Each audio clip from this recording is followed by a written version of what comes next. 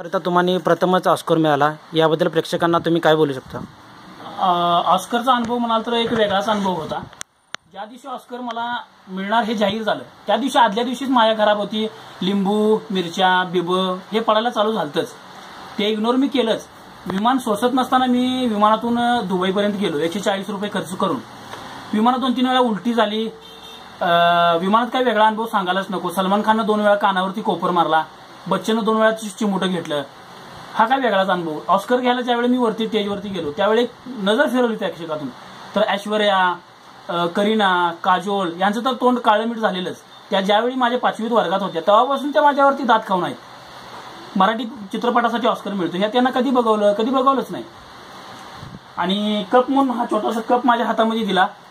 110 रुपये पाकिटामध्ये होते आणि चिवडा लाडूचं पाकिट होतं. म्हणजे बचत गटाच्या मीटिंग ज्या असतात पतसंस्थेच्या त्यात हे मिळतंच ना. एवढ्यासाठी माझे 150 रुपये खर्च करून दुबईला जाण्यापेक्षा मग मी परत आणि बैलाचे राऊंड घेऊन खेळलो असताना हे बरे झाले असते. इतकाच मला बोलायचं आहे तुमच्याशी. बाकीच काही नाही. शेअर करून उगाच त्यांच्याशी मला वैर करायचं नाही. ठीक.